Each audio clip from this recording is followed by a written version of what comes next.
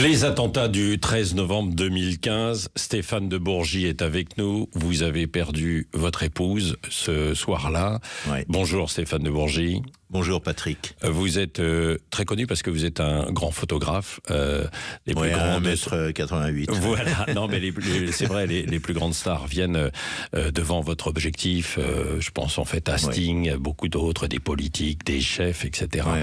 Revenons donc au 13 novembre 2015.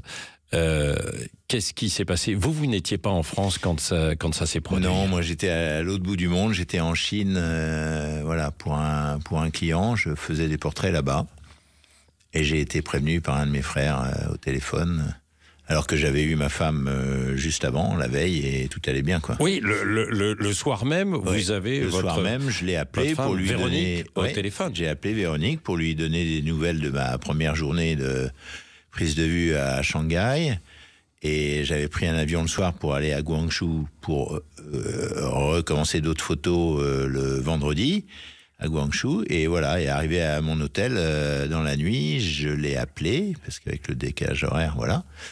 Et elle m'a dit que tout allait bien, que les enfants jouaient dans leur chambre, que... Vous aviez deux enfants de 12 et 15 ans, hein, c'est ça, ils avaient 12 ans et demi et 15 ans. Ce sont deux enfants qu'on a adoptés à Madagascar, qui sont des amours. Voilà. Ouais. Et donc, voilà, j'ai pris des nouvelles. Et elle vous dit, tout va bien, tout va bien. Elle va sortir. Non, voilà. Et elle me dit, écoute, voilà, je vais te laisser parce que là, il y a Richard et Véronique qui arrivent et on va dîner. Bon, et très bien. Et je lui dis, bisous, à lundi, ciao. Voilà. Et moi, comme Véronique cuisinait très bien, quand elle m'a dit, je te laisse, on va dîner, j'ai compris que, voilà, ils allaient passer à table, quoi. Donc, je m'endors, et le lendemain, très tôt, je suis réveillé par mon frère qui, lui, était à Miami, et qui me dit, Stéphane, t'es au courant de ce qui se passe? Je dis, ah oui, et je venais de me réveiller, oui, c'est ça, je venais de me réveiller, j'avais allumé mon téléphone. Et là, bip, bip, bip, bip, bip, ça sonnait des messages partout. Je dis, mais c'est quoi ça? Et j'ouvre les infos, je vois les attentats, tout ça, et je me dis, et je vois rue de Charonne en plus, et je me dis, ouf, j'ai vu Véro, elle était à la maison, ouf. Et parce que vous habitez dans le quartier, à Bastille. On habite juste à côté.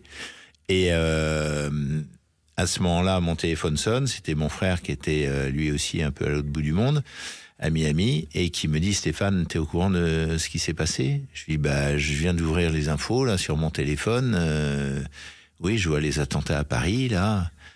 Et il me dit, non, mais tu es au courant pour Véronique? Je lui dis, oui, je l'ai vu au téléphone, elle dînait à la maison avec des amis. Il me dit, non, elle dînait pas à la maison, et elle est morte. Parce qu'elle était sortie avec ses habits. Parce qu'elle était sortie au restaurant la Belle Équipe. Voilà, la Belle Équipe, rue de Charonne. Et en plus, après, j'ai appris par ses amis que Véronique les emmène d'abord dans un autre restaurant rue de Charonne, qui est excellent. Et là, elle entre, et ils n'avaient pas réservé, mais elle essaye, et on lui dit, désolé, il n'y a pas de place. Et du coup, elle dit, c'est pas grave, on va aller à la Belle Équipe. Vous voyez comme quoi ça tient un peu de choses, quoi. C'est épouvantable, quoi. Il y aurait eu de la place dans le premier restaurant, je serais pas là aujourd'hui. Oui. Et ces deux amis qui, eux, n'ont pas été touchés par les... Eux n'ont pas été touchés parce qu'ils m'ont raconté qu'en fait, donc il y a un type qui s'est mis dans la rue, qui a commencé à tirer avec sa Kalachnikov. Il a abattu déjà tous les gens qui dînaient dehors à une table. Les balles ont pulvérisé la vitrine du restaurant. Et eux, ils m'ont raconté qu'ils ont tous commencé à se cacher sous la table. Et ils m'ont dit qu'en fait, Véronique, avant d'être vraiment protégée par la table, elle s'est penchée.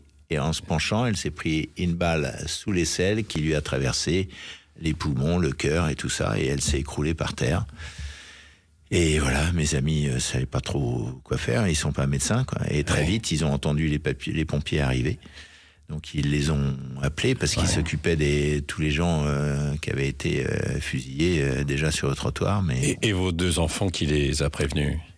Et alors, nos deux enfants, en fait, j'ai appris après que mes enfants qui, eux, étaient sur leur tablette, je sais pas quoi, et puis boum, les infos prennent le dessus en disant... voilà, attentat dans tous les restaurants, et puis au Bataclan, tout ça, et à la baie équipe. Et là, mes enfants entendent ça. Charonne, ils connaissaient bien, donc ils appellent leur maman. Ils appellent. Elle répondait pas. Elle était morte par terre. Et à ce moment-là, donc mes amis qui dînaient avec elle, donc elle s'est éteinte sous la tente des secouristes, des pompiers, quoi. Et ils ont voulu rentrer à la maison. À ce moment-là, les journalistes leur ont sauté dessus, ont commencé à les questionner. Ils ont dit, écoutez, il faut qu'on y aille parce que le mari de la dame qui est là, il est à l'étranger et leurs 2 enfants sont tout seuls à la maison. Donc il faut nous laisser partir. Bon, le mari, ma copine a dit, j'ai enlevé ma veste qui était pleine de sang, il l'a jetée dans une poubelle dans la rue. Ils sont arrivés à la maison. Ils avaient un double des clés parce qu'ils venaient passer le week-end et Véronique leur avait laissé un double. Et ils tournent la serrure et là, mes enfants entendent le bruit dans la serrure et ils se précipitent en disant « Super, maman revient ». Et ils regardent, ils voient les deux, ils disent « Et maman, où est-ce qu'elle est ?» Et mes amis répondent « Maman, elle ne reviendra pas. » Elle ne reviendra pas, ouais. Voilà. Stéphane de Bourgie, il dit 10 ans après, puisque nous sommes 10 ans après. Comment vous avez fait pour vous reconstruire? Est-ce qu'on peut se reconstruire d'ailleurs avec vos 2 enfants?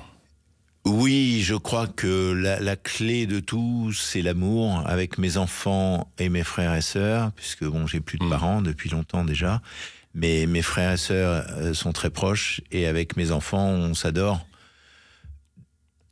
Et puis on a grandi tous les 4 avec Véronique et nos 2 enfants dans l'amour, dans un amour très fort. Et ça, je dois dire que ça construit. Ouais. Ça rend très fort l'amour. Et aujourd'hui, si on tient debout, c'est grâce à l'amour qu'on a échangé avec Véronique et nos 2 enfants.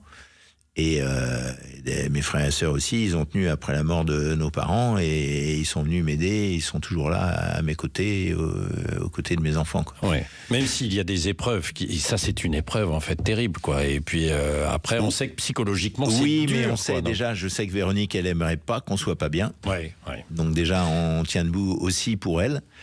Et puis parce que malgré tout ça, la vie reste belle parce qu'il y a des belles personnes autour de nous. Et voilà, moi, de plus en plus, j'ai trouvé une phrase toute bête, mais qui veut dire ce qu'il veut dire. C'est aujourd'hui, moi, c'est éviter les cons. Ouais. Donc j'ai envie, mais non, mais on est souvent un peu envahi de gens qui sont jaloux, méchants, tout ça. Maintenant, je veux plus m'entourer que de gens qui me font du bien.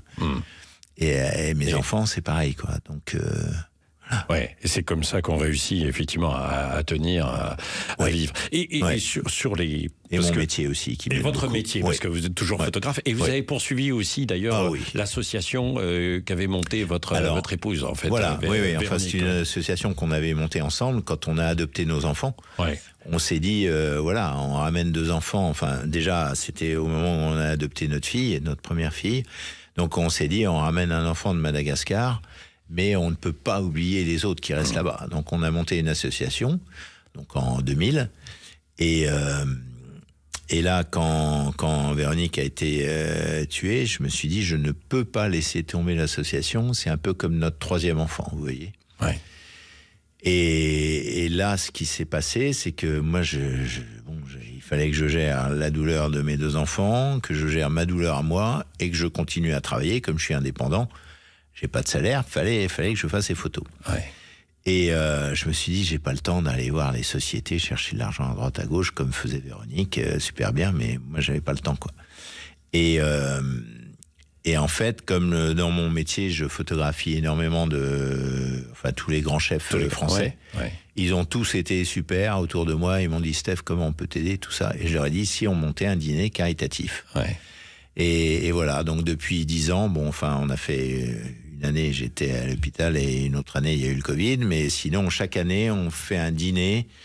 Là, on l'a fait il y a 3 jours. Ouais. Et ça s'est merveilleusement bien passé. Ouais. Et je fais venir des gens influents, et voilà, il y a des lots à vendre. Et voilà. Oui, voilà pour continuer évidemment, garder en fait la bonne image, et puis essayer en fait d'avancer à partir de ça. Et Stéphane de Bourgie, par rapport aux tueurs, aux terroristes aussi, Vous leur en voulez Qu'est-ce que vous avez... Non, alors parce que certains ont de la haine. On m'a souvent posé la question, je n'ai aucune haine. Ouais. Et j'ai analysé, je me suis dit, mais pourquoi je n'ai pas de haine? Et je sais. Parce que pour moi, la haine, c'est une perte de temps. Qu'est-ce que je vais faire? Je vais consacrer l'énergie à essayer de retrouver ces mecs, à ne pas les aimer. Et alors, un jour, je vais me retrouver en face d'un mec, il va lui encore sortir sa Kalachnikov et me tuer. Donc ça ne sert à rien. Je préfère mon énergie la consacrer à mes enfants. Voilà, en premier. Et puis, à moi, juste après, et mon travail. Mais aller perdre du temps après ces mecs-là, non, ils ne m'intéressent pas. Je veux même pas savoir ce qu'ils deviennent et tout. Des gens qui ont été embrigadés, qui ont été en plus... Ouais, mais ça m'intéresse vraiment pas. J'aime la vie, j'aime les gens qui m'entourent et je préfère consacrer mon énergie à du positif, à des belles choses avec des belles personnes. Parce que qu'est-ce que je vais faire, moi, à courir après ces mecs? C'est le travail de la police et du gouvernement. Ouais. Chacun son truc. Moi, je suis père de famille, mes enfants ont souffert. Mon job, c'est de m'occuper de mes enfants. Ouais. Pas des terroristes. Vous avez parlé du gouvernement, des politiques. Oui. On s'est occupé de vous suffisamment ou pas? Oui, ils ont été très bien. Il y a un truc que j'ai appris à ce moment-là, c'est que nous tous, citoyens et contribuables français, je ne savais pas moi, hein, mais peut-être que vous ne le savez pas non plus, sur nos feuilles d'impôt, on a genre 1% en plus, on doit payer, je sais pas quoi, 30 €, enfin bref, par an, qui va sur un fonds d'aide aux victimes d'attentats. Ouais. Ça, je ne savais pas que ça existait. Et voilà. Et donc, toutes les familles de victimes ont reçu un peu d'argent, et avec mes enfants, voilà, on a mis ça sur un compte, et moi, je me suis dit, bah, si c'est, bon, il n'y a pas de quoi s'acheter un appartement, mais j'ai dit à mes enfants, voilà, si un jour vous devez vous installer, bah, avec cet argent, ça vous permettra à la banque peut-être d'emprunter, et ça sera un petit cadeau de maman, entre guillemets, quoi, voilà. Et je trouve que, voilà, c'est le fait que le gouvernement ait pensé à ça, je trouve ça pas mal. Ouais. Voilà, si vous aviez un dernier mot, un message à faire passer justement 10 ans après, Stéphane de Bourgie, parce que j'ai vu vous insister beaucoup sur l'amour, la fraternité, en fait. Ah oui, pour moi, je sais pas, un message... voilà, non, mais il faut... on vit tous ensemble, ça ne sert à rien de s'entretuer, tout ça. Moi, je trouve que ce qui est intéressant, c'est justement la diversité chez l'être humain. Ouais. Moi, c'est ce que j'aime quand je photographie les gens. J'aime rencontrer quelqu'un qui soit différent de moi, qui sache faire ce que moi je ne sais pas faire. C'est pour ça que je photographie des chefs, des sportifs, des grands patrons. Moi, je suis nul là-dedans. Ouais. Ça m'intéresse.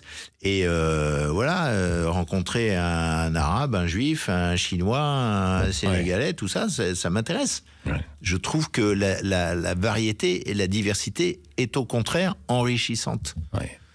Donc arrêtons de nous tirer sur la gueule et serrons-nous les coudes et on ira tous beaucoup mieux. Voilà. Merci Stéphane de Bourgie pour ce témoignage.